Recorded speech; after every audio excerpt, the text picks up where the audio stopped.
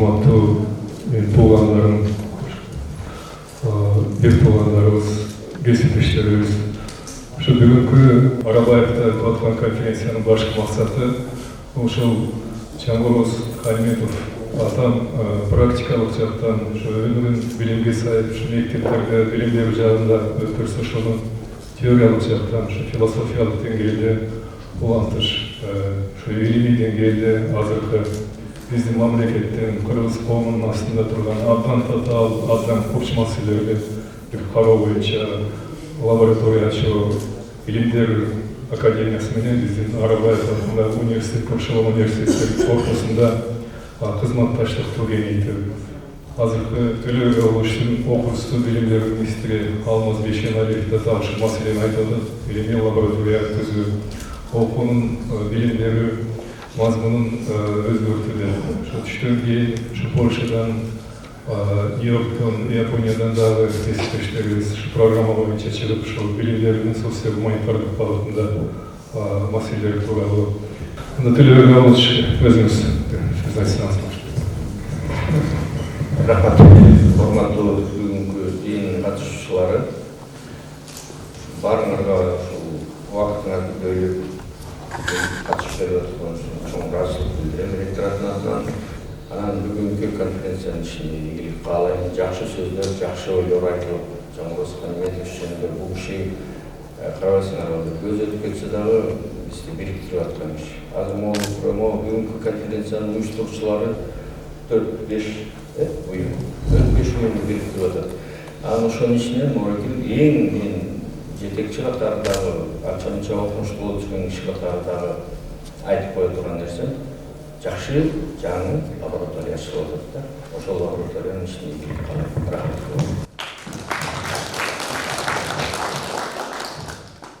Кыргыз Республикасынын Улуттук Билимдер Академиясынын президенти Мурат Жуматаев каалайбыз. Саламатсыздарбы, урматтуу кесиптештер. Эң биринчиден бүгүнкү туулган күнү болуп аткан конференция ачылып атат. Жангороз Калиметовичтин 70-жылдыгына ушул киши жөнүндө бир сөз айтып кетким келет. Жангороз Калиметович менен ал киши депутат болуп турганда мындай жакындан тааныштык эле. Ошондон кийин мындай байланышта болуп, бул киши башка ар кандай жумуш иштесе дагы илим менен алектенгендиктен ошо илим боюнча, Улуттук Билимдер Академиясы боюнча, Улуттук Билимдер Академиясынын тагдыры жөнүндө өзү да бул киши да көп сүйлөп, ушу дайыма колдоп келчү эле. Ошондуктан бүгүнкү болуп аткан конференция көрсөтүп турат, адамдын көзү өтүп кетсе дагы иши уланып аткандайчы. Ошон үчүн биринчиден конференцияга ийгилик ишине, конференциянын жыйынтыгында дагы илим үчүн, билим үчүн дагы көп жакшы маалыматтар пайда болот деп ойлойм. Ийгилик болсун. Урматтуу конференциянын катышуучулары, урматтуу президиум, урматтуу Мурат Садырбекович, Төлөбек Абылович, бүгүн аябай жакшы иш-чара болуп атат.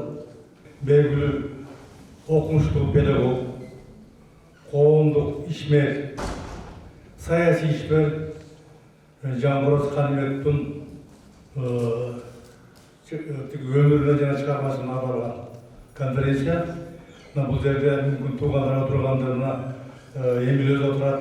Ушу бүгүн туулган күнү экен, ал кишинин ошол туулган күнү менен куттуктаймын.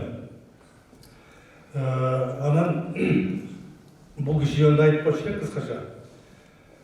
Бул менин дагы жакшы жолдошум эле. Ал менден бир жаш кичүү. Жогорку кеңеште депутат болуп жүргөндө андан кийин бир топ нерселерге катышканбыз. Мисалы үчүн Боронбай бийдин ушул өмүрү, анын тарыхый орду жөнүндө 2 жолу Кызкөлгө барып бул киши менен конференция уюштурганбыз. Атыгуланын жаткан жери ушул болуш керек деген жерди дагы барып изилдегенбиз. Кыскасы көп нерсе жасаганбыз. Алатау университеті işlep жүрді ақырқызында. Ал жерде дағы çok işlep қалдық. Бұл кіші өзі еш жөн жатпаған, дайым ұшып әрекетте жүрген педагогтағы, uyuşturucuдағы адам болушы. Өмір баяны оқысақ, біз көп нәрсе жасағанын көріп жатамыз. Демек, аның қылған іші дайыма қала береді. Ошондай атаның баласы Эмил бүгін ушул өзүң мен инициатива көтөрүп атсаң керек ушулардын баарын уюштурганга. Бир топ жерде ушул кишиге арнап иш-чара уюштурсуңар. Сени да куттуктаймын, ушул өзүңдүн аракетиңди жазбак. Дагы бир жолу ушул бүгүнкү иш-чаранын жакшы ийгиликтүү өтүшү менен ошого тилектештик билгизип, мен сиздерге kanınızlarga rahmat деп koyalım dedik. Bugün Boğaz'ın yeteksi bizim yakın adamlar olsun. Birinci değişik Cantay Talay Karakol'dan bayramışta çıkıp Cemboğaz Alimet Atalısı ağasının çoğu işte çoğu жүрген bunlar olsun. Birinci sizler bayramışta Hurmatlı Aynagül Ece, hurmatlı konferensiyaning qatnashchilari, salomatsizlar. Men Itto Hironori hozir Yapon Kırgızistonda bilim bölümü tarmağında işlep hozir Tsukuba Üniversitesi'nde Türkiye'nin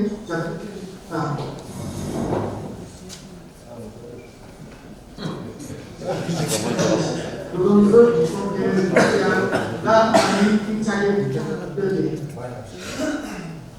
Сакирова Чоңрахман.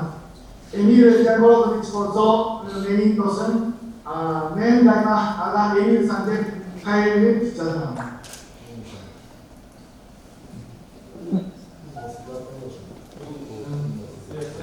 Жакын эл арнаган мемлекеттерин жана кыргыз ilme koşkan zor sayınların konferensiyaya katışkanlar doğru bilişim cana ayrı sento degen koydu ne aday cümle o zamanın eskerimizde ayrı değil.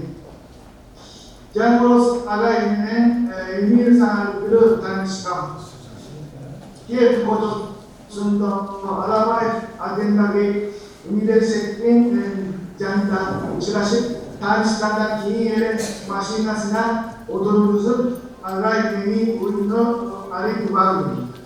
Maşinanın içinde Jasho boyunca Jana Emir San'ı kovuştuğun dostluk mamile bisti surat alacaktı.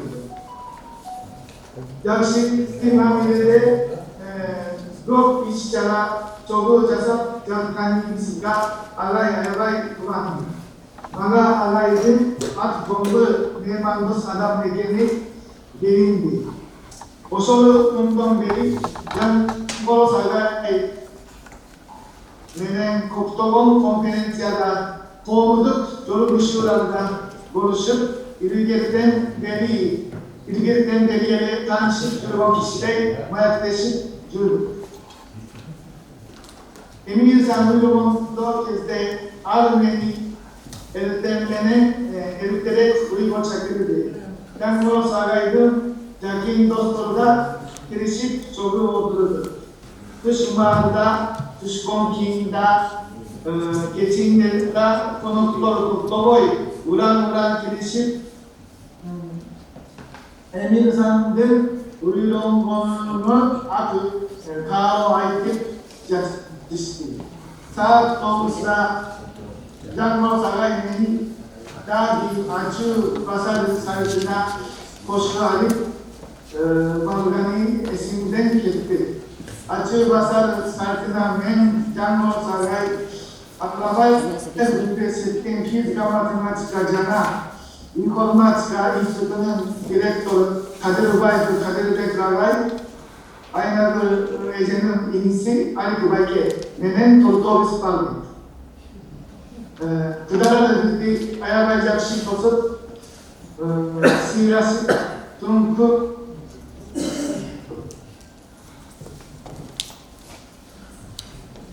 which purchase agayden Joshua Borgo Port Kalasin, Omun Bayani Group Afghan Tashirin Kilden. Bugaki Tez Doctor. Jan Cross Lagayne, Akır Zoro. Ekini 19. yeri devralda men bir civarı Konya'dan gelirken uçurda doğru koşup agay başkarı turgan el alarak Alato Üniversitesi'nde Japonya'da bilim arı temada prezentasyon oluşturulmuş. Alato Üniversitesi'nde Japonya'da bilim arı leksiyada agay oldu. Tartışık durup odurganları hazırda esinde duran. Leksiyadan kiyinde Kidir Kop kabinette oturup can dirilisten mayek kurup oturgan biz. Otuken canında su kabar kanda oso agıs koşup biz ekenin sedip ayabay jorun oldu. Nenin en büyük sıradan insanların ilkin arasında çok verildiği en oto kapalı kılan. Emi Can Boros Agay önce Hamin emniyeti tecrübesi bundan otup Kırgızkom'da Agay'ın kadrosu arkadaşına direktesin. Agay Jatkan Enceli Caylı orada 5'ten korusun. Sizlerle Çin'den sorup yana uzun ömür kalayın oğlu bay Jasırlar.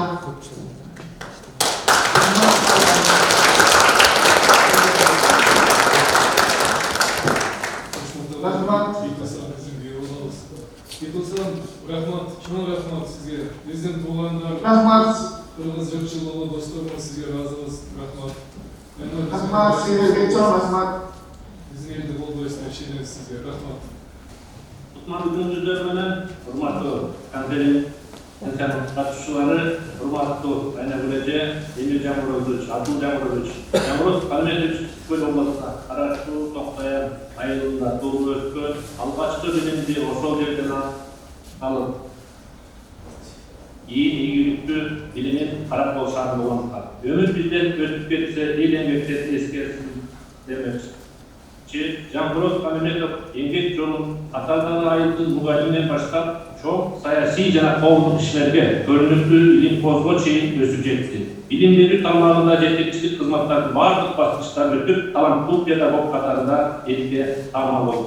Camurov Kalmetov Jogorku Kengештин 3 жолку чакырылышынын депутаты, Элдик күндөрү жыйынын социалдык саясат боюнча комитеттин төрагасы, Жогорку Кеңештин мыйзам чыгаруу жыйынынын билим берүү жана илим маданият боюнча комитеттин төрагасы, коомдук ишмер катары өлкөбүздүн социалдык экономикалык тармакта өнүгүүсү барандуу деп эсептейбиз. Camurov Kalmetov Istiqol Qo'mlik fond yetekçi turgan mezgilde bir top oluttu işlerdi жүзөгө ашырган. Öz eline qo'mchilikqa kengayib tanilgan qo'mlik ishlar qatori belgili oldu. Yusuf Abdurahmanov, Qasım Kılıçdaroğlu, O'ronbay Mingmuratulu, Balbay Bahtır'ın tarixin jazdırıp alardın esterikin turguzluğa jana kiteplerin çıkarılan köp emgekleri yumuşagan. Onun menen Katar Kırgız eline özgöçö mugalimlerge en kerekli mыйзамдарды иштеп чыгып, байсалдуу, чыгармачыл, иштерман депутат катары элге таанылган. Окумуштуулар арасында да өзүнүн орду бар, көрүнүктүү чоң илим көзөдө. Мындан сырткары дүйнөлүк коомчулукта Кыргызстан менен Түркия, Кувейттин ортосунда ынтымактуулдык жана биргичтик менен мамилени бекемдеп, эл аралык жогорку рамда чыныгы дипломат катары белгилүү инсан болгон. Camurov Kalmetov 1991-1997 жылдары Istiqol областынын билим берүү башкармалыгынын жетектеп турган кызматында көптөгөн инновацияларды жана район аралык атаандаштыкты кийип, ошонун натыйжасында көптөгөн балдар областык жана республикалык олимпиаданын жеңүүчүлөрү болот. İşine yaraşa sый дегендей, ушундай үйдүрлүү эмгектин аркасында Кыргыз Республикасынын эмгек сиңирген мугалими намы алууга татык болгон. Ысыккөл эли Жамбырос Каныметовдун эмгегин эч качан унутта калтырбайт. Өмүрүн агартууга арналган мугалим, педагогика илимдеринин доктору, профессор, билим берүүнүн мамлекеттик ишмери Жамбырос Каныметовдун жаркын элесине арналган бүгүнкү илимий практикалык конференцияны уюштуруп жаткандарга Ысыккөл областынын ыйгарым бүктүү өкүлчүлүктөн терең ыраазычылыгын билдиребиз. Рахмат.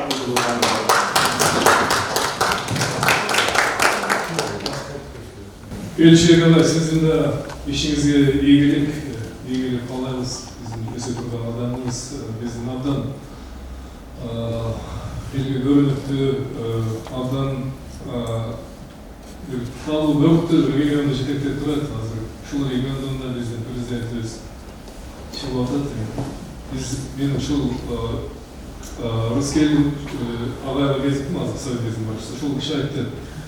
Емке, шул атан ақшы көмішелі, қызмат бейлік қолдың керекен, шул виртуалдықтан өтіп жүрді. Шул кішіге абдан разым. Шул виртуалдық дегенші нәрсе екен. Елшеге айлы шunu армақшыға адамдар білетін. Барымыз шunu армасақ ақшы елді шunu болды. Азыр шул Қазақстандан Қойгелдиев ағай сөйлесті. Осы Гапыр Мадамелов ағай. Гапыр ағай сіз бе? Қойгелдиев ағайға сөз берсеңіз. Мамбет Қойгелдиев ағай, шул Жамбырос атабыздың жарқын достығының бірі, академик, Қазақ Білімдер Академиясының академигі, тарих білімдері докторы, профессор. Мынау Жамбырос Каныметовичпен осы 2000 жылдың басынан бері таныс болдық. Ал кісімен мен таныстырған Жамбырос досымның досы Қадырбек Қалдыбай еді. Ал кісі де марқұм болып кетті. Бұл кісі мынау менің білімім бойынша Қырғыз материалына, Қырғыздың білім жүйесіне берілген, оған қызмет еткен азаматтар еді. Менің есімде 2014 жылы Алматыға бұл кісі келді. Жамбырос Каныметов пен Қадырбек Қалдыбай екеуі. Алар келгенде, алардың іші мынау Қазақстан мемлекеттік орталық мемлекеттік архивіндегі Қырғыз тарихына байланысты малыматтармен танысуға келген екен. Егер артығырақ айтсақ, олар ол кезде бұрын ойнатқанын юбилейін өткізуге дайындық жасады. Бұл соған байланысты, олар бұрын ойнатқанға байланысты Алматы архивінде қандай материалдар бар, сол туралы сөйлестік. Кейіннен оны артығырақ мен Бішкекке барып, бұрын ойнатқанның юбилейін арналған конференцияда баяндама жасады. Осы жолы Алматыға келгенде олар екінші тағы бір жұмыспен айналысты. Олар мына 1916 жылғы үркіншілік өздері білесіздер. Қырғыз-қазақ халқының басындағы трагедия. Соған байланысты Қазақстан архивінде қандай материалдар бар. Сол материалдар негізінде кітап шығаруға бола ма деген әңгіме қозғады.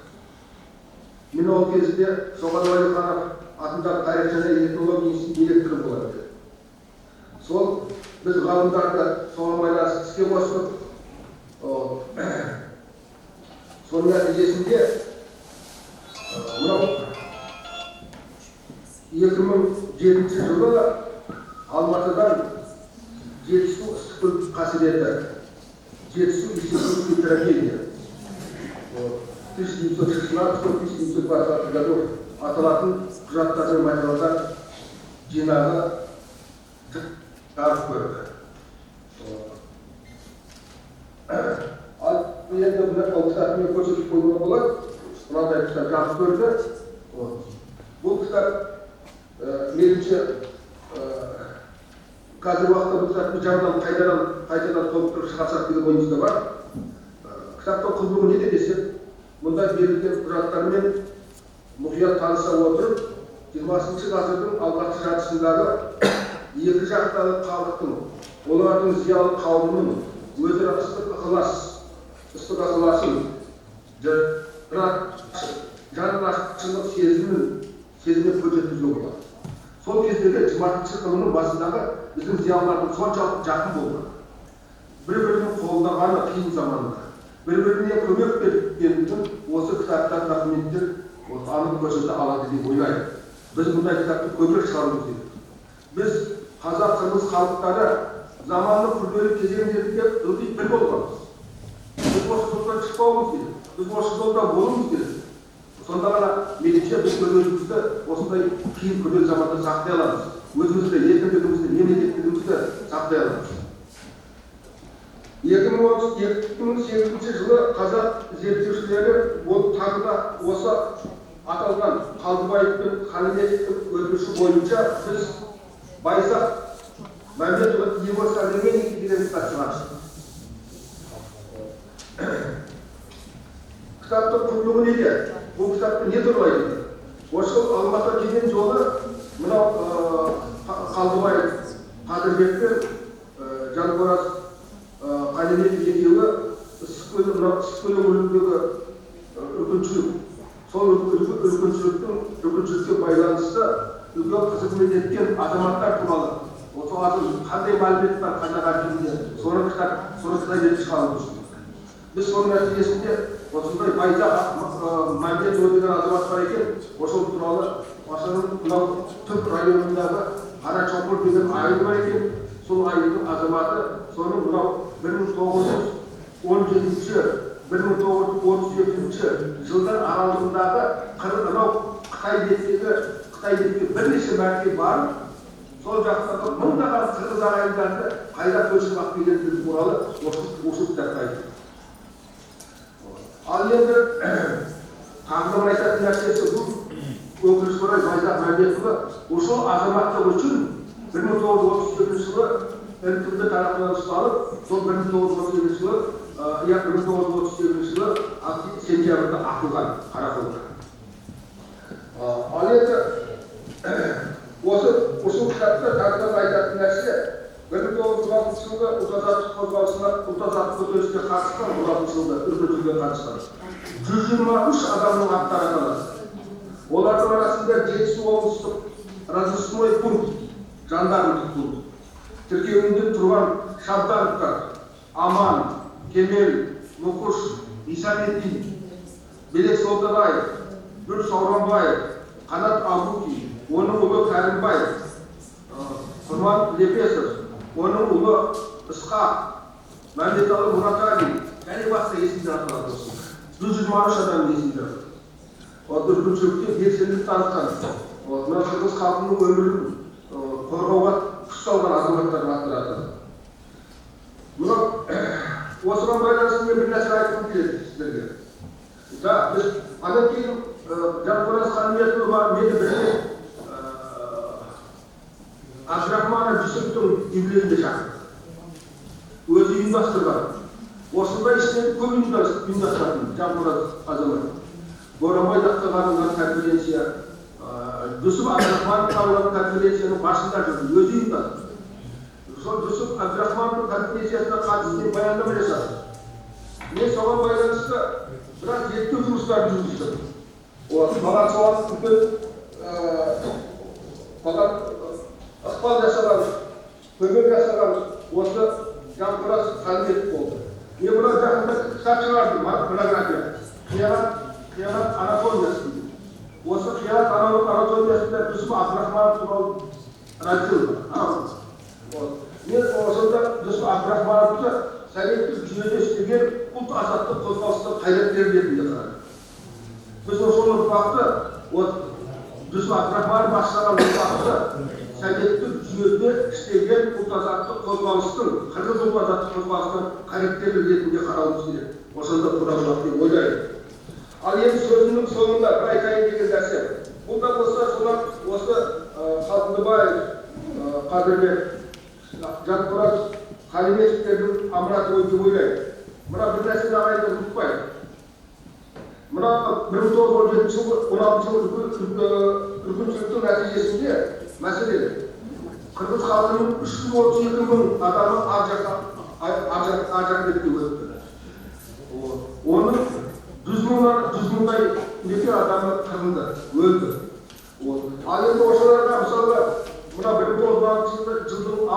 облысында Құлжаның ауқатты азаматы Қасым Қажы Мұсабаев деген 1000-ға жуық қырғыздарды өзінің есебінен асырады. Құлжада 1000-ға жуық қырғыздар көмек беріп, өлімнен алып қалды. Құлжадағы мұғалім жігіт Әли аштарға көмек ұйымдастырушылардың басында. Сыдық Имашев деген азамат Бостың қырғыздарға жәрдем комитетінің төрағасы болды. Сол комитетті ұйымдастырып өзі оның төрағасы. Ал енді Қасымбай Келтаев деген азамат, өздері білесіз, Қасымбай Келтаев, ол туралы көп жазды. Ол Қасымбай Келтаев, ол да сол 16 жылда, 17 жылда қырғыз халқына, әсіресе сызкөл өңіріндегі жасаған қызметін асады көп. Олар ұмытылмауға тиіс. Біздің қазақ азаматы Мыржан Болатов «Оян қазақ» деген кітабына түскен генералды осы қырғыздарға көмек комитетінде фондында, қорына берді. Осындай істер атқарылған. Мен ұсынысым бар ағайындар. Мына Қарақол шаһарында мәселен Қасым Қажы Мұсабаев арналған, Әли мұғалім арналған, Садық Имашев арналған, Қасымбай Келтаев арналған көшелер бар ма? Сол көшелер жоқ болса, көшелерге атын беру керек.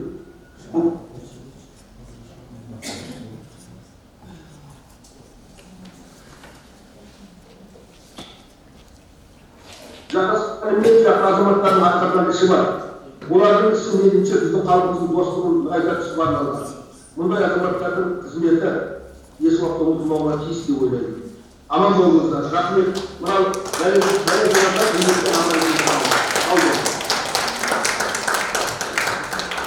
Біртуғаныңыз үшін бұлар болсын, Мамбет Ағай, сізге де рахмат.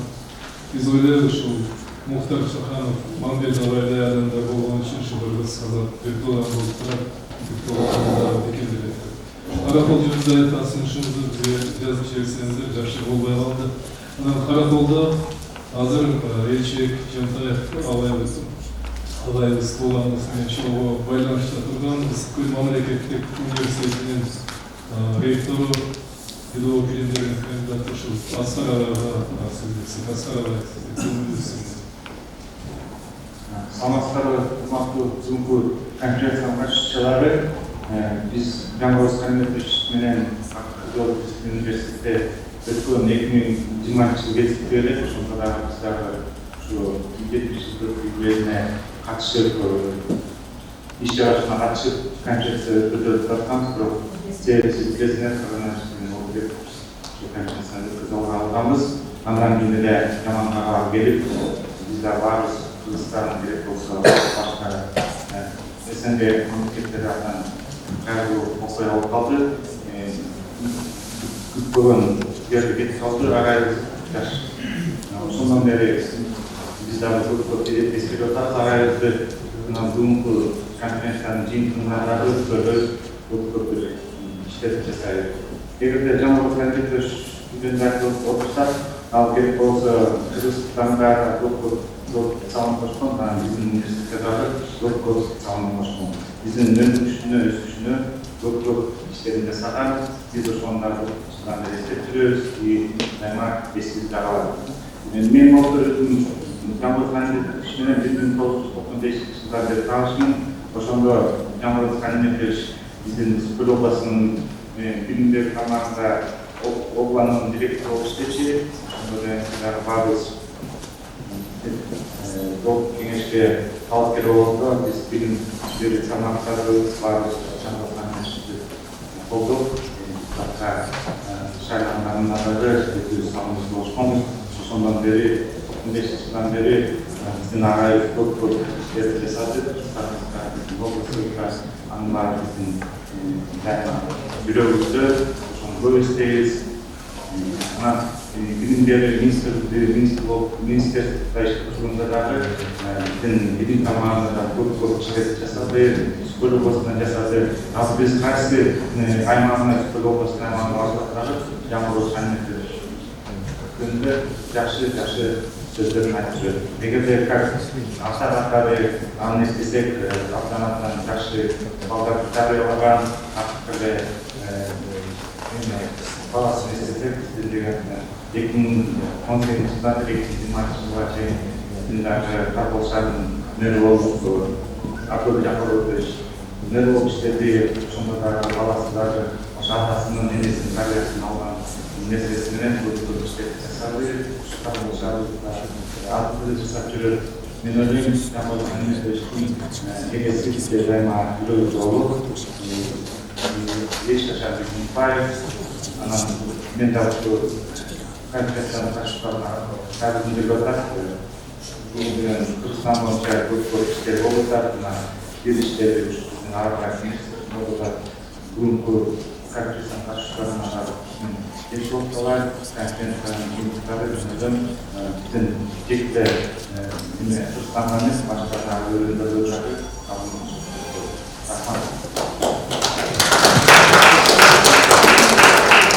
Сергей Рахматович, бүгінгі конференцияның ұйымдастырушылары конференциясы мемлекеттік университеті, анын көптеген адамдары, оқушылар заңды, мақалалары жерді, Антон Каниметтің алайындары жерді, Сергей университетінің атынан өкілі.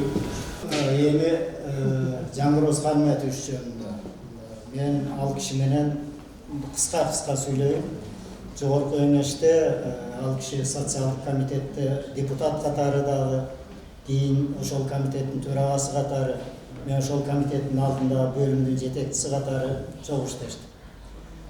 Адамды мындай көргөндө, адам жөнүндө сөз айтканда, Жаңгырбоз Каниметович жөнүндө айтканда, бул жараткан тарабынан өзү асыл зат деп өтүп калган. Ушундай баарыбыз билебиз, бир ата бир энеден жалгыз, мына ошол жалгыз жан ушундай бир элдин керегине жарай турган болуп жетилип, тарбиялып чыңалган экен.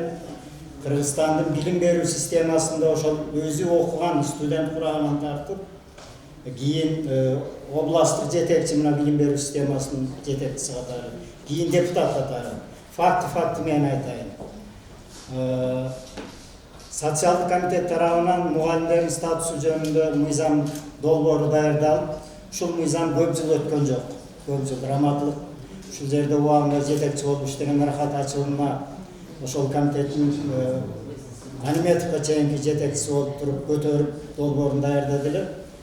Баары эле ошол убакта эле каражат.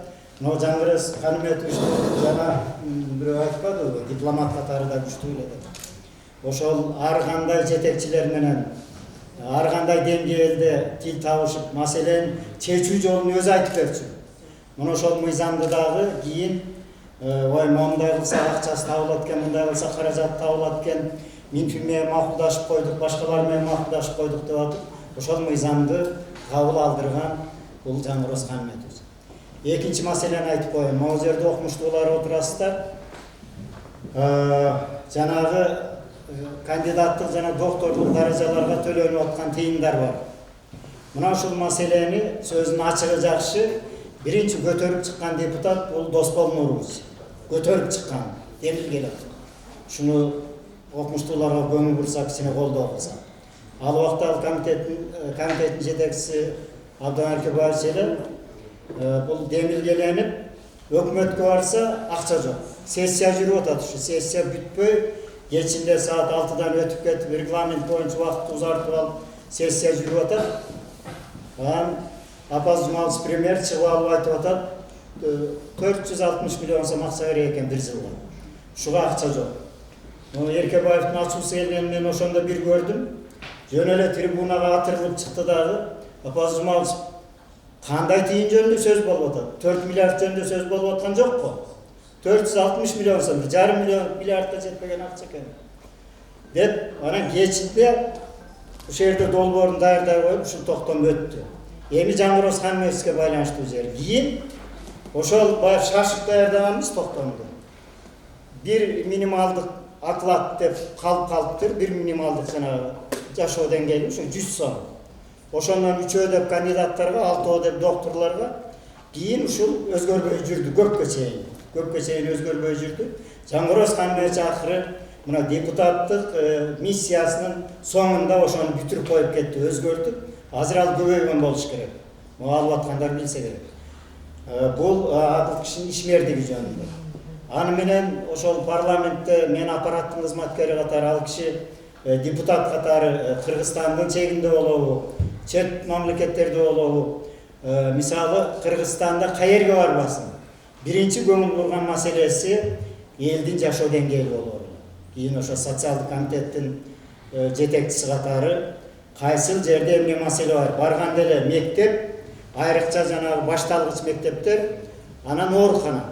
Мына ушуларды өзгөчө көңүл бурар эле, колдон келишинче ошол маселелерди чечүүгө аракет кылар эле. Ошолордун мисалы катары, мисалы мына Ысык көл фонду деген түзүлүшүндө түздөн түз ошо Калиметовдун күрөшүп жүрүп түзгөн фонду.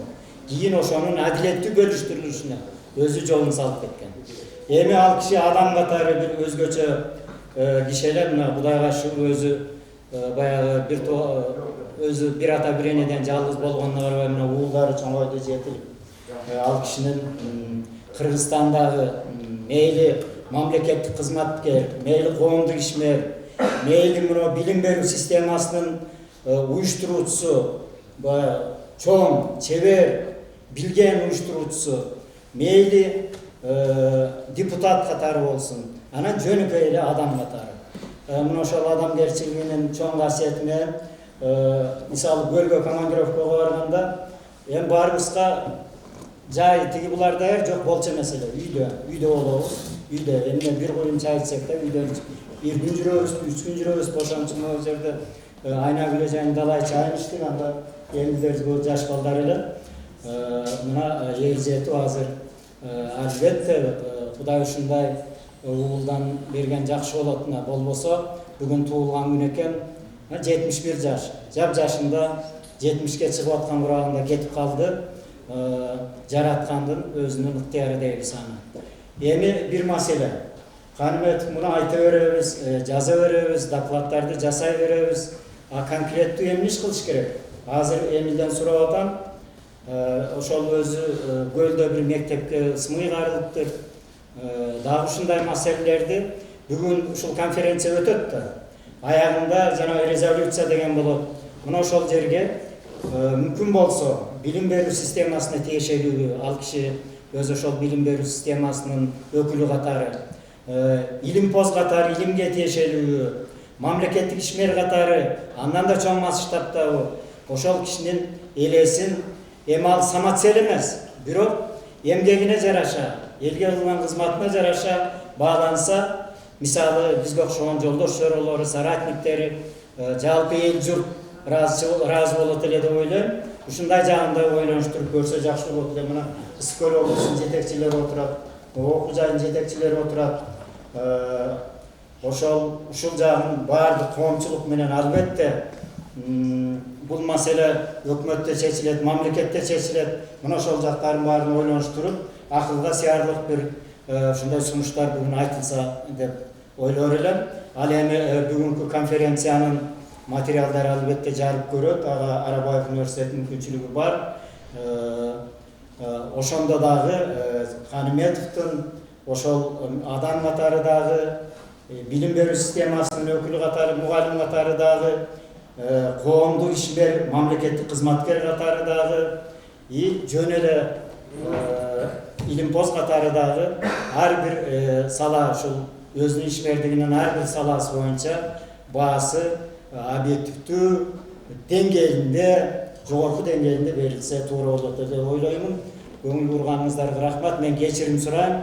Себеби жанагы документке бүгүн биз материалдарды даярдап беришибиз керек экен.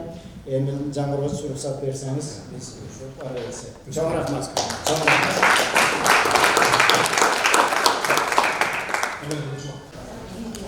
Чыңгыз Айтматовдун бир улуу сөзү бардыгыбызды дайыма мындай түрткү берип атат. Акыркы убактарда адамга эң кыйыны күнүк адам болуу дегенчи. Менин оюмча күнүк адам болгон ушул Жаңгырбач Калиметович болгон. Себеби дегенде мисалдарды издей турган болсокчу, мен өзү Эмил Жаңгырбач сүйлөп бериңиз дегенде официальный докладты түзгөн болчумун. Анан бул китептин материалдары менин колума эртерээк тийип калганга байланыштуу Жаңгырбач Калиметовичтин дагы бир кырын сиздерге ачып берейин деп, башка нерсени айтып берейин деп чечтим. Себеби бул жерде жаштар отурат, жаштарга өрнөк болсун. Бүгүнкү конференциянын жыйынтыгы катары ушинтип иштесек, ушинтип жүрсөк, эл менен ушундай мамиледе болсок, эл бизди ушундай эскере турбайбы? таасири күчтүү боло турбайбы? Бүгүн эле бир күндүк жашоо менен жашашыбыз керек турбайбы деген таянак чыгарып кетиш керек. Бул тажрыйба бүтүндөй Кыргызстандын мектептерине тараш керек. Жангороз Каниметович масштабтуу киши болчу да. Мына бүгүн эле 4 жерде иш-чаранын өтүп атканы, дагы бул иш-чара уланып Бөгүлда болот, Ошто болот дегени вуздардын талашып, билим берүү мекемелери бардыгы ушу катышкысы келгени ушу кишинин эмгегине болгон сый урмат болуп эсептелет. Кээ бирде суранып жүрүп, эшиктерин такылдатып жүрүп, ушу эскерип коелу деген да болот. Ал дагы жакшы нерсе. Бирок момунтип бул кишинин эмгегин баалагандыгы, бул ошол кишинин өзүнүн эмгеги. Бүгүн колуңуздарга бир китеп алдыңыздар, мына кичинекей китебинде дагы, чоң китебинде дагы ушу бүгүн барып дагы жакшылап окуйт деп туруп мен бир кырын айтып берейин. Адам ушу өзү ушу тиги дүйнөгө аттанаарын сезип калат. Бирок мен ойлойм да, эгерде ушул апат оор болбосо, Жангороз Каниметович 100 жыл жашайт болгон киши да.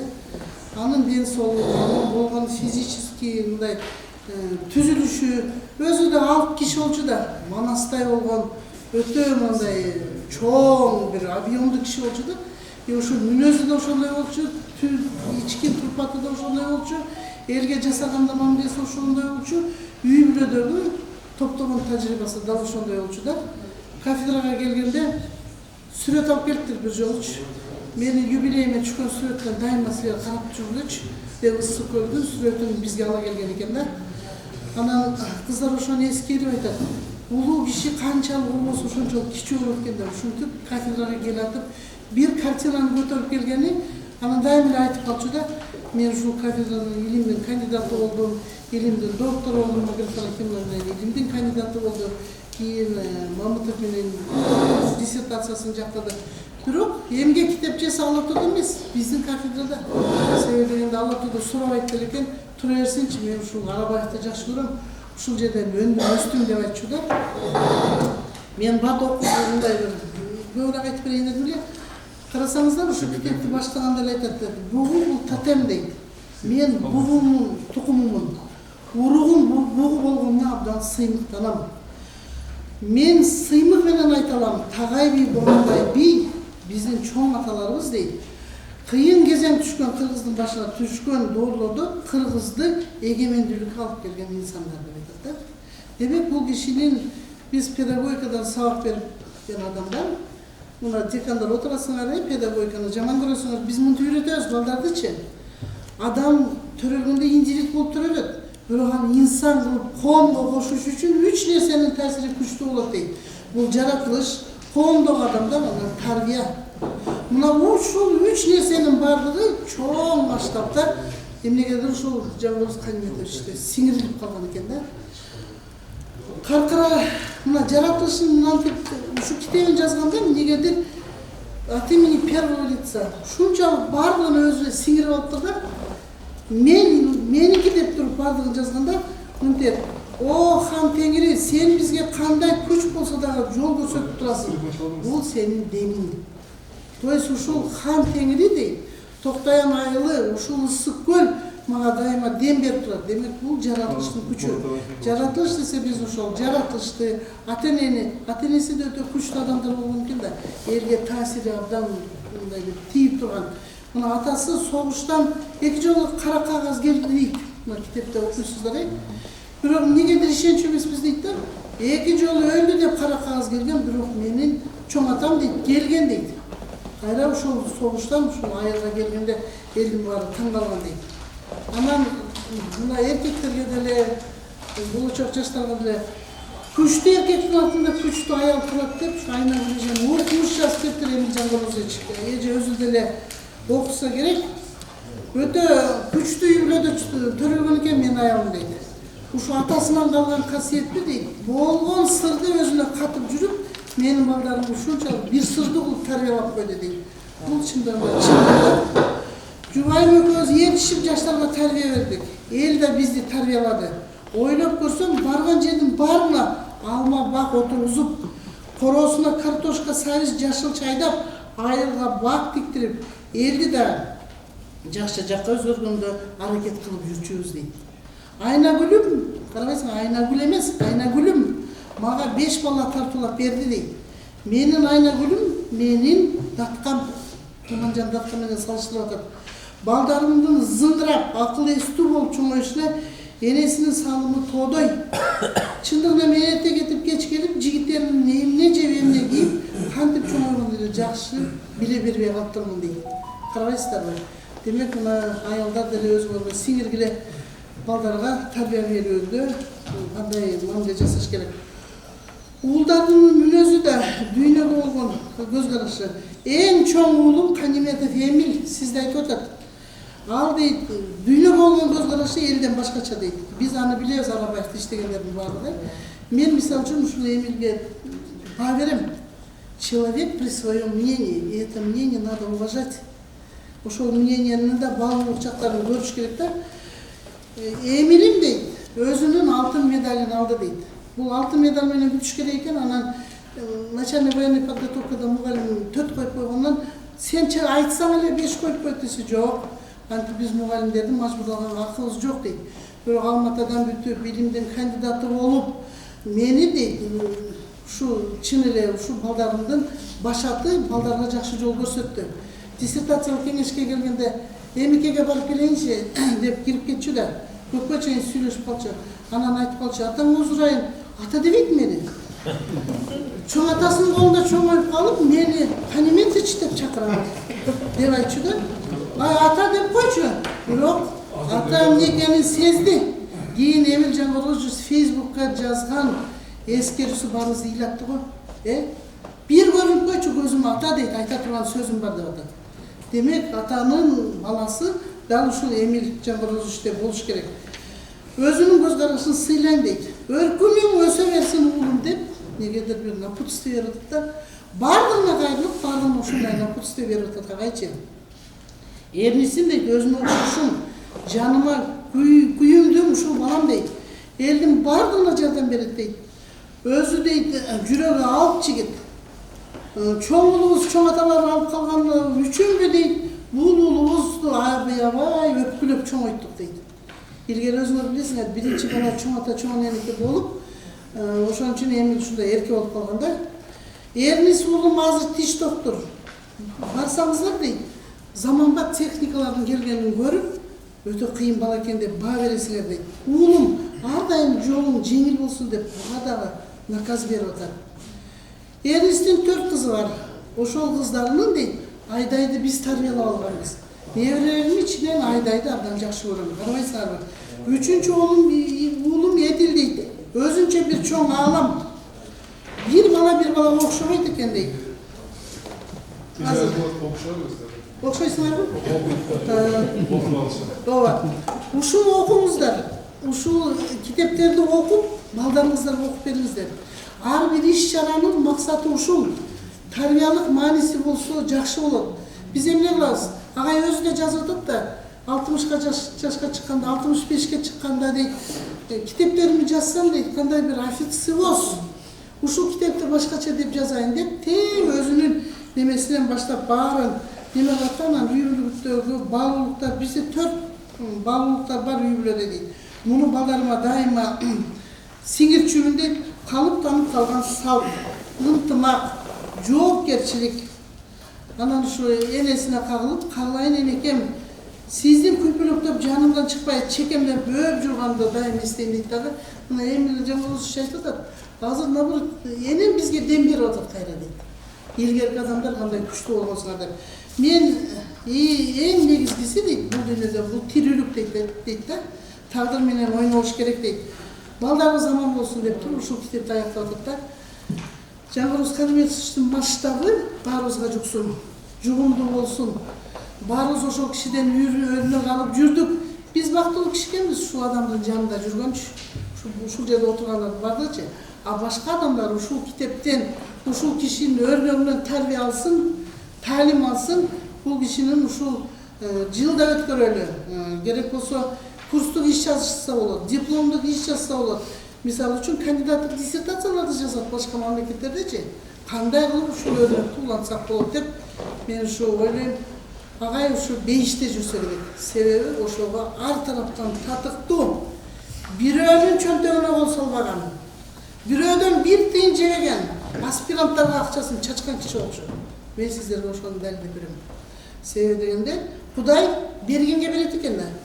А бербей эле чүнчүлөп мынта отурган Кудай эч нерсени бербейт экен. Ошон үчүн беришем бололу, үйрөнөлү айдан көп нерсени көп сүйлөсөм кечип болот.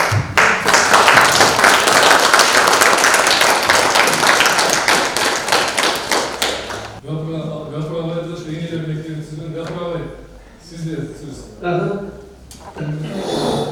Саламатсыздарбы, урматтуу бир ыйык конференциянын катышуучулары. Эң алысты Баткендин, андан да алысты Электин бир айылынан, Тажикстан менен чек ара айылынан сиздерге кайрылып, ушул өзүмдүн баяндамамды кыскартып, тез кылып, устатым, илимий жетекчим жөнүндө оюмду айтайын деп катышып турам. Менин ниетим баары ошол жерде катышып, кызмат кылып, чуркап, элимдин катарында жүрүп эле, агайымдын эмгегине таанытап айтып эле, бирок азыр мен бул жерден туруп болсо да айтайын деп турам. Урматтуулар, мага чейин агай жөнүндө көп кымбат асыл сөздөр айтылган болуш керек.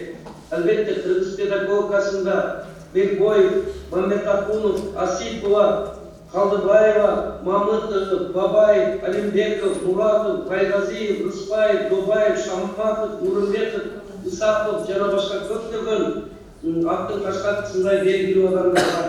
Ошолордун арасында өзүнүн өзгөчө орду, өзгөчө салмагы, салабаты бар. Бул менин устатым Жанкороз Каниметов жөнүндө бүгүн сөз айтмакчымын. Жанкороз Каниметов бул мына мен баяндама макаламдын атыны Жөнөкөй мугалимдердин колдоочусу профессор Жанкороз Каниметов деп атадым. Жөнөкөй мугалимдердин колдоочусу. Ага бир нече далилдерди келтирсек болот. Албетте окумуштуулар деле көп, депутаттар деле көп, мамлекеттик ишмерлер деле көп, баардыгы бар болсун. Бирок Каниметовдун өзгөчөлүгү кайсы мамлекеттик бийик кызматта турбасын, кайсы жерде иштебесин, кандай атактан илимий даражага жетпесин, биринчи кезекте жана Айчүрөк эже андан илгерки баяндамачылар айтмакчы, мектеп менен колун үзгөн жок, мугалимге камкордугун үзгөн жок, педагогикага байланышын үзгөн жок. Ошолордун катарында бир айылдык мугалим катары мен толкундоо менен өзүм оюмду айтып атып, агайдын бир 2-3 чоң ишини айтып белгилеп кетмекчимин. Анан өзүбүздүн бизге кызматташууга өтөлүк. Албетте айтылган чыгар, билим берүү жөнүндөгү мыйзамды депутат кезинде мугалимдер статусунун, мугалимдин статусу жөнүндөгү КМШда модельдик мыйзамдын жаралышына агайдын авторлук түзөтүс катышы бардыгы бул биз үчүн чоң сыймык болот. Андан дагы чоң бир иш демократиялаштыруу шартында билим берүүнү уюштуруу башкаруу жөнүндөгү илимий эмгектери ошол негизинде алган докторлук наандары дагы бийик болуп, ал эми мен үчүн эң чоң сыймыгы бул Ысык-Көл облусунун андан тышкары АКШ Флорида штатынын ардактуу атуулу дан медалынын ээси болгон адам биздин устатыбыз Жанкороз Каниметов экендиги чоң сыймык болуп эсептелет. Эми урматтуу катышуучулар, мен Жанкороз Каниметов менен агайыбыз менен 92-93 жылдары Сорош фонду аркылуу Колумбия университетинде билим алуу процессинде таанышып, ал киши менен чогуу дискуссияларда, дебаттарда чогуу болгонбуз.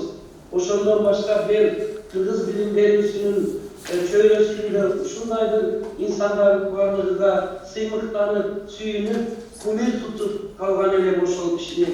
Кийинки жолугубуз 2005 жылы мен Инелер мектеби, акыл эмгегинин маданияты, жаш мугалимдер мектеби боюнча айылда эксперимент жүргүзгөнүмө бир 10 жылдан артык убакыт өтсө дагы бир кондицияга жетип, илимий түс алып, мазмун алышыга бир аз убакыт жетишпей жүргөн учурунда Жанкороз Каниметов менен кайрадан жолуктук.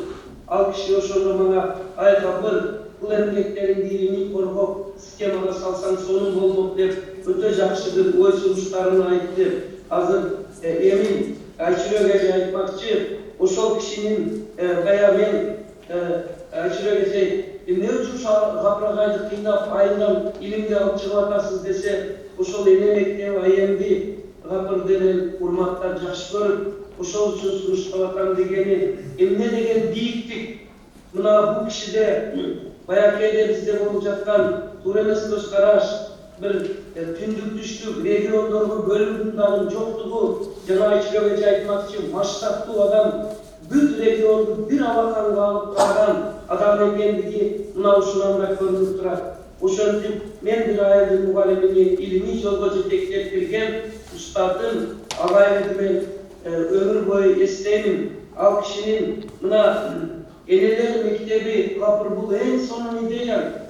Муну акылына чыгар, акыл эмгегинин маданияты бул окуучуларга эле эмес, студенттерге, бардык зыялыйларга, акыл эмгегинде иштеген адамдарга сонун колдонмо болот экен. Мына мунду илимий стилге салдым. Жаш мугалимдер мектебин, мугалимдерди кесиптөөлүккө алып чыгуунун эң сонун жолдору экен деп түшүнүп окуп кирип, ошол идеяларды жети дубанга таркатканын, андан кийин кишинин чоң бир жасаган адамгерчилигине дагы бир мисал. 2018 жылы 16 апрелде Баткен областында биздин эне мектеп айылынын базасында бир чоң илимий форум өткөрүлдү. Зам губернатор Чынара Усмонованын демилгеси колдоосу, губернатордун колдоосу менен өкмөттөн, министерстводон Жапаркул Актаевичтер катышты. Ошондо бүт драма театрдын ичинде биздин эне мектеп айым көргөзмөсү коюлуп, анан чакыргандардын катарында Жанкороз Калметовичтин сап башында чакырсак, ал киши мен ушунчалык ыраазы болдум. Бишкектен Баткенге атайын учуп келип, 2 күн конференцияга катышып, менин идеяларыма дем берип, шыктанды катышып берип, эң сонун сөздөрдү сүйлөдү. Ал форумга 7 дубандан, ар бириден 20-30дан делегация катышып, өтө чоң форум болуп, аларга Өзбекстан, Тажикстандан дагы делегаттар катышкан эле. Ошол жердеги ал кишинин жалындуу, умуктуу, терең, ошол эле убакта салабаттуу сөздөрү миңдеген адамдарга таасирин берди. Кабыл алынган резолюциясынын негизинде бүгүнкү күндө энелер мектеби айым Кыргызстандын 7 дубанында, анын ичинде Нарын, Ысык-Көл, Талас, Жалал-Абадта эң сонун жайылтылып келатат. Мен ал устатымдын бул адамгерчилигин эч качан унутпайм. Ал эмес губернатор, ай Капырагай, ошо Жанкороз Калметов келеби? Ал кишини биз өтө мындай бийик кызматта жүргөн, бийик бир адам деп билебиз деп ишенип ишенбей сурагандарында мен Кудай уят болбосун экен десем, ал киши өзүнө мүнөздүү салабаттуулук менен, токтоолук, кызматтуулук менен күлүмсүрөп жымыйып кирип келгенде мен ушунчалык бир башым асманга жетип сүйүнүп калган элем. Мына ушундай бир көп иштерди жасаган биздин агайыбыздын эмгектери күбөлүп кала турган эмгек. Ушул жерде мен сиздер менен мына баарлашып атып бир ойду айтып кетким келет. Урматтуулар, ушу мен Жанкороз Калметов агайымды өзүм жазган мына устаттык өнөр китебимде мына агайымдын сүрөтүнү баш болуп бул жерде бердим. Бул киши жөнүндө кеңири маалыматтарды бердим. Жанкороз Калметов жөнүндө барган жеринде мен азыр 7 дубанга чакырып сабак лекцияларын өтүп атам, эне мектеп айым жөнүндө. Ушул киши менен дайым байланышта болуп, дем алып, багыт алып турдум. Мына бул биздин бир чоң жыйында конференцияда чогуу сүрөтүбүз.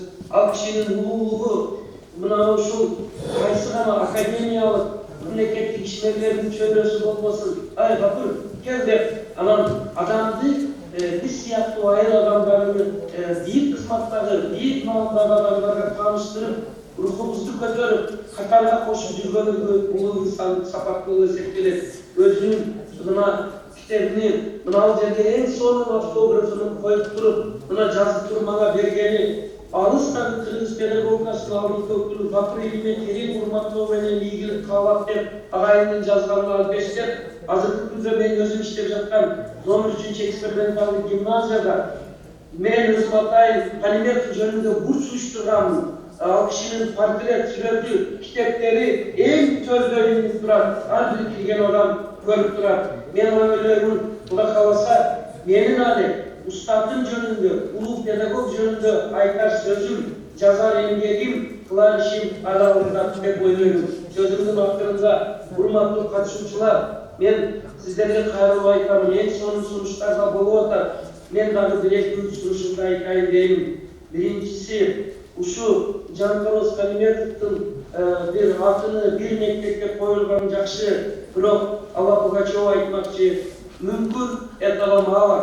Ал кишинин аты жогорку окуу жайларга, факультеттерге, көчөгө, орто окуу жайларына, анан 7 зубандын айрым окуу жайларына берилсе дагы арзыкман элек. Анткени ал кишинин мугалимдин статусу жөнүндөгү, билим берүү жөнүндөгү мыйзамдары камкорлугу 7 зубанга күн сыяктуу тез тийген адам болуп эсептелет.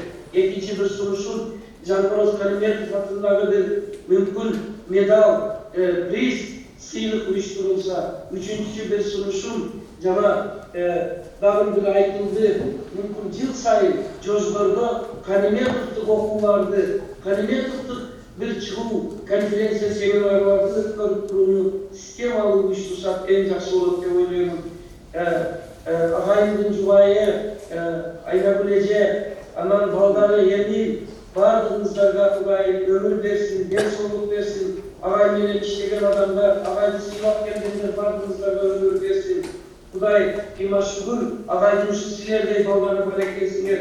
Силер Кудай кааласа эң сонун агайдын ишини, демини, дубасыны улантасыңар дейм. Ал эмес Жанкороз Калиметов ошко келгенде мени ээрчитип барып, өзүн билдирбестен Сулайман Тоодо мана ошол жердеги аксакалдардан дуа алып, сага дуа берсин, кабыл кел дегенде дагы мен колтундап кеткен эдим. Азыр мен ушул эмне агайымдын балдарына дуа бермекчимин. Илайым Кудай узак өмүр берсин, атаңардын атак даңкыны, ийгилигини кошко берсин. Энеңерди урматтап, эсен-аман эл сыйлаган инсан болуп жүргүлө. Баарыңыздарга рахмат, ийгилик, эсенлик, жакшылык каалайм. Рахмат сиздерге. Кыргыз Республикасынын эмгек сиңирген мугалими биология химия ушунчалык күчтүү окулат экен, электе бир лейлектин бир алыс жеринде медакадемияда бул кишинин мектебинен бүткөн 60га жакын окуучусу бюджетте окуйт.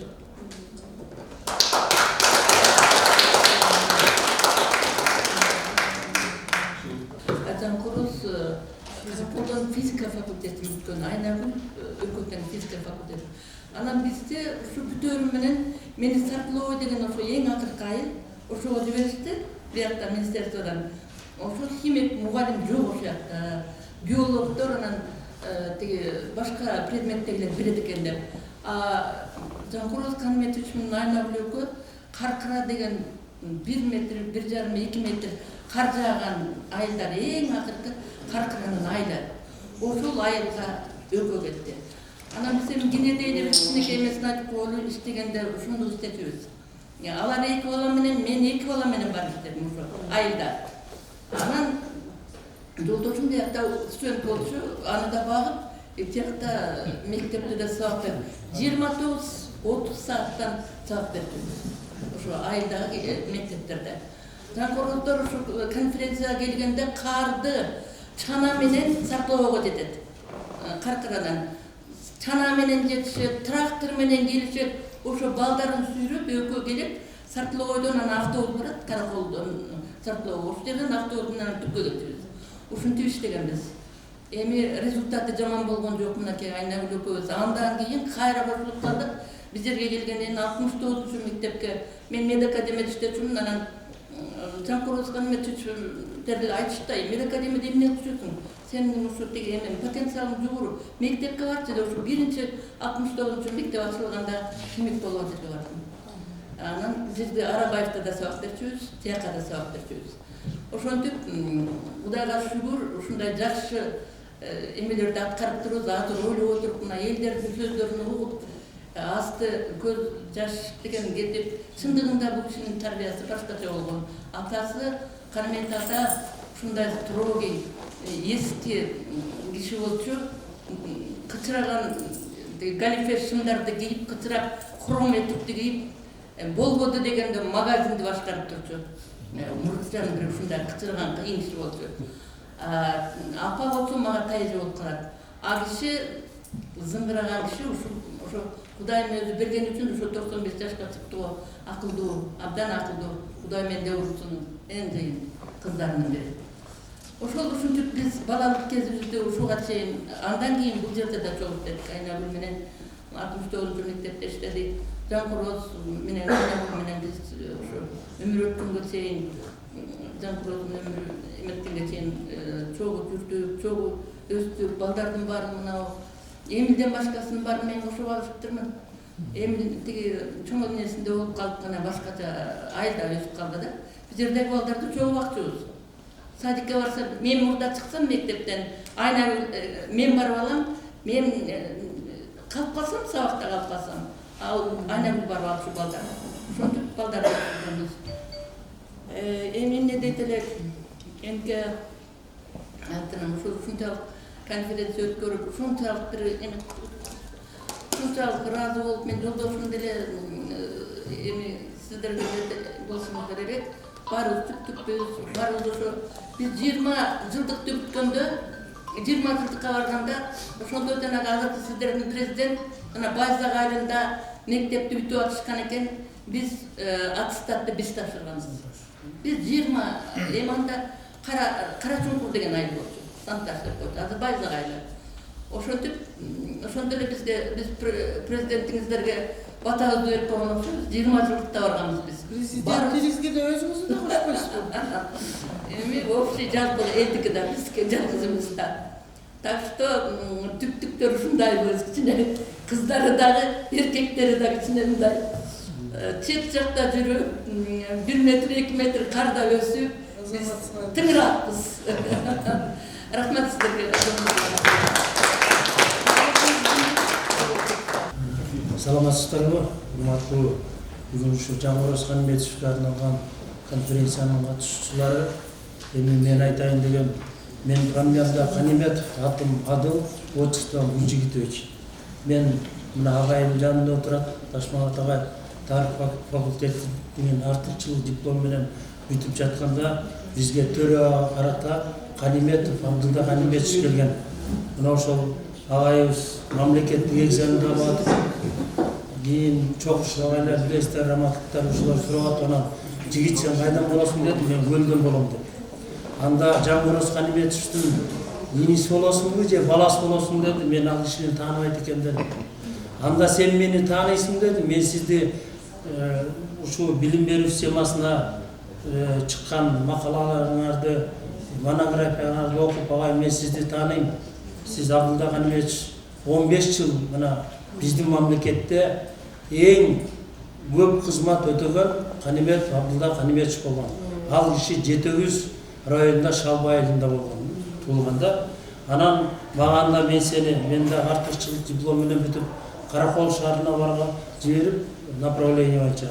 Ошо Каракол шаарына барсаң, ал жакта Каниметов, Жангороз Каниметович бар депчи.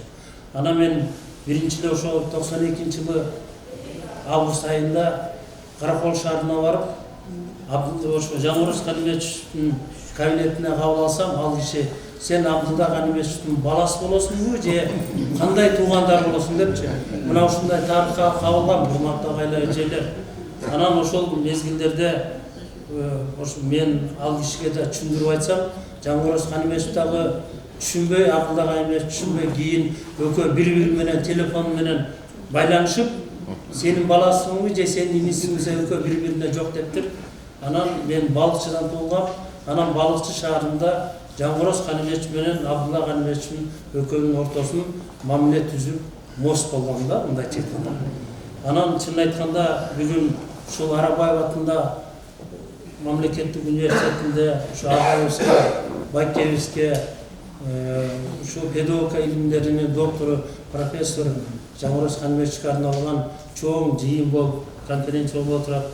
Мен абдан ушу Каракол шаарында Касым Тыныстанов атындагы Ысык-Көл мамлекеттик университетинин жамаатынын атынан сиздерге ушул уюштуруучу комитетке ушул уюштуруп жаткан үй бүлөсүнө, балдарына ыраазычылык билгизип кетким келет. Үй бүлөм документ жана жогоруда биздин ректор жаңы болгон Иманбаев Аскар Асангаевич дагы айтып кеткендей, Жаңгороз байке агайыбыз Каракол шаарына барганда эле ошо университетке кирип, университет менен абдан тыгыз байланышта болгон.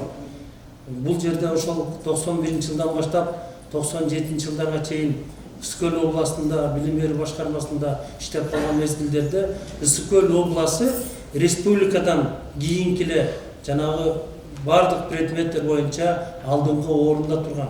Муну биз туура айтышыбыз керек. Мына ошол Жаңгороз Каниметовдун агайыбыздын түздөн-түз эмгеги. Себеби дегенде мен ошол ал жакты билбей Каракол шаарына барганда мурунку Каракол гостиницасында жатып 1 ай иштегенден кийин мени ошол Ысык-Көл ошо Токтогул Сатылгановдун областтык лицейде директоруна барып сурап, баягы Каниметов деген жигит кайда жашап атат десе, бул жакта туугандары жок, гостиницада туруп атат деп. Агай мен ошондо гостиницада 1 ай жатып, ошол жакта лицейден конкурстан өтүп, тарых сабагына берип жүргөм. Анан бир күнү кечинде гостиницада жатсам, эшик тырсылдайт, ачсам, агай экен да. Ой, сен чын эле гостиницада туруп атасың деп.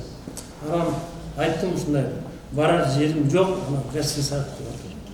Анан ушу Жаңгороз агайдын ушу адамдык сапаты абдан жогору бийик экенин мен кийин дагы ошол убакта абдан түшүндүм да. Үйүнө барып, мына 2 ай үйүндө жашадым. Урматтуу агай эжелер. Мына ушул агайдын. Мына бул Эмил андан кийинки жана өзү тарбиялап кеткен 5 баласы менен чогуу Адыл деп. Анан ошол областтык лицейге тарых мугалими болуп конкурстан өтсөм, ошол жерде мага директор 1 классты берди, 9 классты. Класска кирип балдар менен таанышып атсам, Канимет Адыл деген бала бар экен. Турчу десем, турду да. Десем мен Жаңгороз агай менин атам болот деп. Мына жана жогоруда айтып кеткен эл өкүлчүлүктөрү мына Каракол шаарында Каниметов Адыл деп мэр болуп, көптөгөн кызматтарды, көптөгөн алдыдагы бир топ өзүнүн койгон пландарын иш жүзүнө ашырды. Менин ушуну менен айткым келет. Жеке эле Ысык-Көл областы эмес, Жаңгороз Каниметов жогорудагы айтып кеткен агайлар айткандай жалпы 7 дубанга эмгеги зор деп айтсак жаңылышпайбыз да. Жана ошондой эле бул ошол мектеп, ошол жылдары жана эжекелер айткандай мен айткым келет. Ошо үйүндө жашап жүрүп, эртең менен таңга маал кетип, кечки бир 11-12-лерде келчү. Агай, байке, кайда жүрүңүздөр? Ак Суу районунда мектептерди кыдырып келдим, Ысык-Көл районунда болдум, Тоң районунда деп. Мына ошол убактарда мектептин директорлору директорлук кызматын мыкты аткарган экен деп ойлойм да. Ошонун жыйынтыгы жанагы республикалык олимпиадаларда өткөрдү. Мына ошол Жаңгороз Каниметовдун аркасы менен тарбияланган ошол мектептерди ачкан балдар азыркы убакта жана маданият министри менде окутуп калган Иманалиев Кайрат, ошондой эле Алмаз Касмалиев, Айзада Касмалиева мына ошол агай ачкан Токтогул Сатылгановдун областтык билим берүү мекемесинен лицейинен билим алышкан. Эми мен айтайын дегеним ушул бүгүнкү уюштуруп аткан Эмил Жаңгорозович, Эмил иним сага чоң рахмат. Ушул мекеменин жалпы ректоратына, жалпы эле ушул үй бүлөсүнө ана момунда келип катышып отурган кыргыз элинин чыгаан окумуштуулары эже агайларга мен абдан терең ыраазычылык билдирсем, себеби агайды эскерип мына бүгүн жакшы иш-чара болуп атат деп ойлойм да. Рахмат.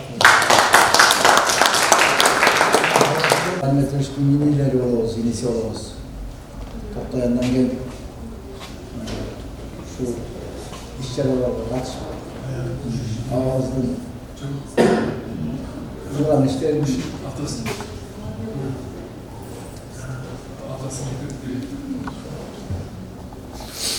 билели деп таанышат.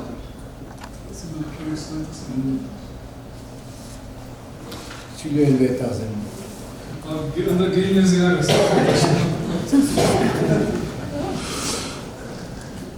Саалсыңар урматтуу конференциянын катышуучулары, биз ушул Токтоян айынан келдик. Эми биздин элибиз болот. Биз абдан ыраазыбыз ушундай Жамбороз Калметович атабыздын ушундай жакшынакай иш-чараларын өткөрүп атканын биз эскерип ушундай биз аталып кубанычтабыз. Бул атабызды белгилей кетсек, абдан эмгеги зор, өзгөчө ушул биздин айылдын мектебине дагы чоң салым кошуп, биздин айылга да барып турчу. Мен өзүм ошо айылдан мектепте болуп иштейм. Ушу биздин айылга дагы жакшынакай мектеп куруп аткан, анан ушул мектепке дагы чоң салым кошуп турду да азырынча. Рахмат, атайын биздин айылда дагы Калык Албанов деген агайыбыз бар, көпчүлүк мектеп директору, уулу көргөнбүз, азыр эңиз Жамбороз Калметович атабыздын арналган конференция ушу өтүп жатканына сый муктадам. Бул киши мына эжекебиз айтып кеткендей, биринчи күндөн баштап Эти Каркыра деген алыс жерден элге билим берем деп барып баштап, талай кыйынчылыктарды башынан өткөрүп, анан келип дагы ошо эмгегинин аркасы менен районду облусту баштап, андан кийин областка чыгып, андан кийин министрликке келип, анан депутат болуп, ошо элдин көйгөйүн, ошо жердеги көйгөйдү чечүүчү закондорду кабыл алып, ошо көйгөй боюнча зор салым кошт деп ишенебиз. Атабыздын эмгеги жогору, ал эмес жанагы высокогорье боюнча дагы закондорго өзүнүн тийиштүү чөрөгөрүн көрсөтүп ишке ашырды деп ишенебиз. Анан бул эми бүт эле кыргыз жери тоо аймак болгондон кийин ал дагы ошо биздин элибизге чоң жардам берди деп ойлойм. Биз өзүбүз ушу кичинекей бала чакта биздин эне атабыз мугалим. Ушу кишилер үйгө келип кеткен сайын биз да ошолорду көрүп тарбияланып десем ишенем. Курчтар келип кеткен сайын ушундай чыгам болсо экен, биз да ушундай мугалим болсо экен. Жогорку билим алсак экен деп тырыштык эле. Мына көрүшү ал дагы ушу кишилердин көрүп билгени үчүн ишке ашты деп эсептейм. Рахмат. Ошол жомарке ушу бүгүнкү конференциябыз мүдөөсүнө жетип беришине сөздөргө ийгилик калган жашыруу апаларыбыз, эстеп жүргөн буякта кишилер, мына кыргыздын макалы барго, атам өтпөсүн, атамды билген киши өтпөсүн деп. Ошол сыяктуу ошо атабызды билген кишилер дайым аман эсен турсун, эс оңуңуздар болсун. Барчылыкты каалайм. Атабыздын арбагы разы болсун. Ушул биздин атабыз менен чогуу өскөн Дүрбөлөң деген агайыбыз бар эле баягы. Ушул Элмира карындашыбыз Караколдо Горки мектебинин директору болчу, азыр ушул жерге биздин атабыздын аты берилди. Элмира азыр Бишкекте мектеп директорунун орунбасары мектеп. Азыр иштеп атат. 31 мектеп иштеп атат, азыр Элмира деп сөз айтып койсун. Урматтуу бүгүнкү эскерүү кечинин катышуучулары, биз абдан Жамбороз атабыз менен зор сыйлыктанчу элекпиз. Билим берүү тармагы жана жалпы кыргыз эли менин оюмча атабыздын зор эмгегин өмүр бою ушу билим тармагында иштеген эмгегин эч качан унутпай коюш керек. Анан биз жалпы чоң энебизге, бүт туугандарына, баарына, балдарына, неберелерине узун өмүр, бакылап жашаганга тилек. Анан арбагында бизде атабыз баарыбызды балдар колдоп жүрсүн. Эмгегин жерге таштабай, ошо кийинки жаш уулдар алып кетип, ошо эмгегин унутпай, кийинки жаш өспүрүмдөргө, жаш уулдарга чоң үлгү катары Кыргызстан элине дагы билим тармагына эң зор үлгү катары кыла беришин тилектешмин. Биз атабыздын эмгегин эч качан унутпайбыз. Жаркын элеси дайыма биз кошобузда.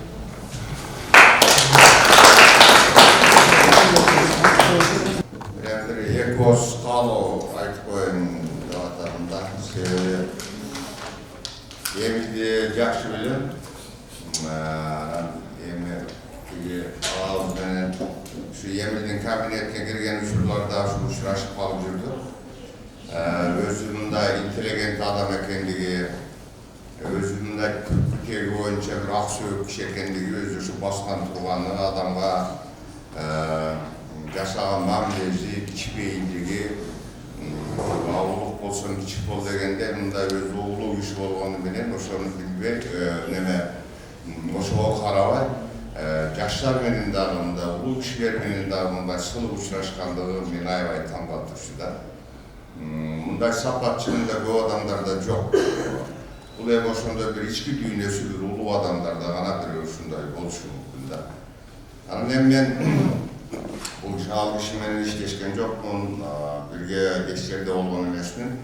Men oşondan ulam oğlu, men neme jakın indi dostum katari emilge şu bir galo tiler aytıp koyunda otam.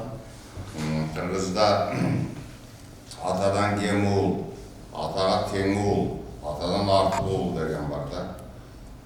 Atadan gem oğul, atanın yolunu uzatken. Ataga teң oğul, atanın yolun tüzeyt eken de. Atanın ışık baskan yerlerin şu teң oğul tüzep koyat eken. Atadan artık oğul, atanın yolunu ulayt eken de. Senin atan şunda bir ulu insan olmandığı için sen yemekken middetlisin. Hem senden keyinki bir tuğanlarını ben bilmem, bir tuğanlarını hem yolu özünçe alargan bilgenler aytışar, men sana aytlatam da. Senin milletin, oşul atanın yolunu ulantıp, oşonda bir ulu insan oluşun gerek. Sen özün bilgen boyunca atandan gem kalbaysın da oylan. Kırgız'ın bir mıktı jigitlerinin birisin. Men senin bunday mekençildigin boyunca, bayağı asavaçılar menen жүрgöndө, munda ulut jönündөгü maселелерде daim birge olup kalabız. Ulutçul sezimi güçlü, mekençildigi, şu Kırgız dep büyügöndügü, demek bu atazdan ötken bir kasiyetleri boş gerek. Şu tüyünen gelattan bir nerse olursa adamlar jönele bir özünden öz eşkense jaralmayı. Anan tarbiyasinden bulup, qoğumdan jana bu jerde ayçırıp, Ejekeriz aytkanday, oşonda bir arğanday bir taraftardan bir tarbiya gelip, onu adam kalıptan atlar. Anan emin senin atadan artı oğul bola turgan jagın emin. Senin bilimin atandan gem karşılayıp, adam gerçiliğin dağı mıktı. Senin doktorluğun jaktaşın gerek ki, bunda nam jönünde söz kılganda, çınında bilimin, men oylarım şu Kırgız filosoflarının içinde özünün oy jugurtduğun, özünün şu ulukta olganma bilen, mölköge olganma bilen, al jönele bardık oşonda okmuşçuların oyuna gelivermegen, şu okmuşçular geldi özünün şu tiyemazın tegereğini velen, oşonda bir kişine tar bir maksatlı gözleyip toşu menen elötep, al ulutka jagıda tiyevi varmenen dele işi yok. Birok özünün ilimli işin kılıp, oşo ilimi menen elge kızmat kılgan okmuşçular aslında sen jakşı bilesin. Anan eme atanday deputat bolam desen, alem bir gündele olsam bolat yani, şayloğa katışsam bola turgan jönüm var, atamdan kim deputat bolboysun. Oşonda men kayarынан bolsa da sen atamdan artı oğul bolat dep men sana işenem, atamdan jolun ulayt dep de işenem, sana iyilik kaalayım, atanın arbağa boldosun, inilerinde, karındaşlarında. Ana bu uruk tuğanların bardığına men rahatsızlık bildirem. Şu konferensiyany uyuşturup jana bu yerde Taşın ağay bir söz aytты. Men şu Topçu ağaydın sözün sana daha bir kaytalap aytıp koyunda atam. Al kişi orup alıp gel albay kaldı. Özü gelgende atanın oğlu sendey boş gerek dep şu yebilge bir ıraççılığını bildirip aytıp koyun dedim. Orup kaldım, şunu aytıp koysam dedi. Sol ulu dışında sözün sana aytıp koyun dep atam. Sana rahmat, bana raman isim var oldu.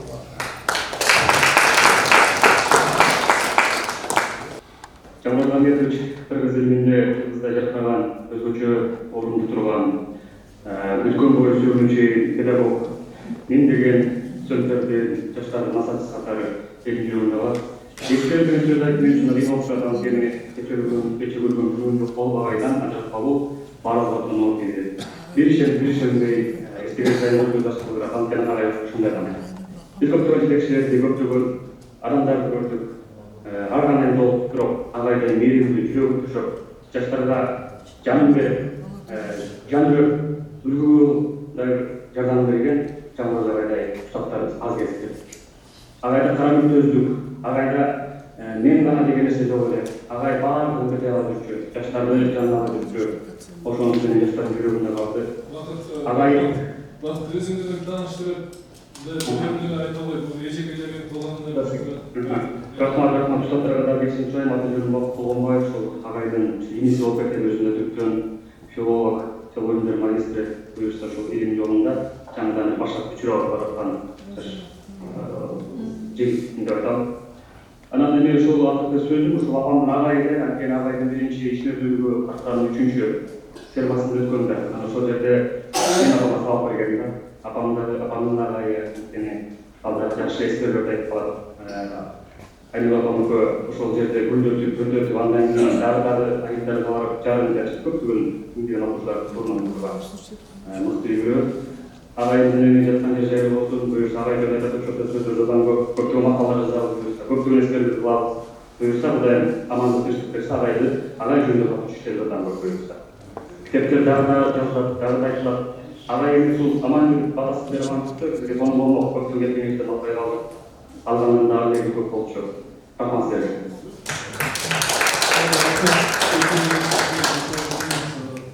Алғышын еңбегін, мына талқылап отырамыз. Алғышын еңбегін, аттан жол деңгейін алып отырамыз.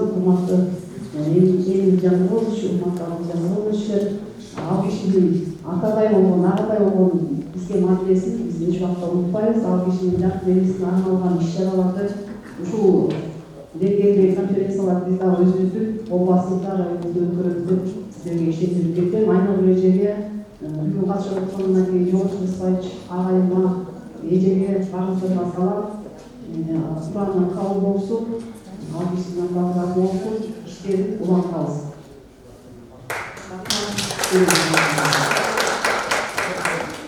Жаңғырос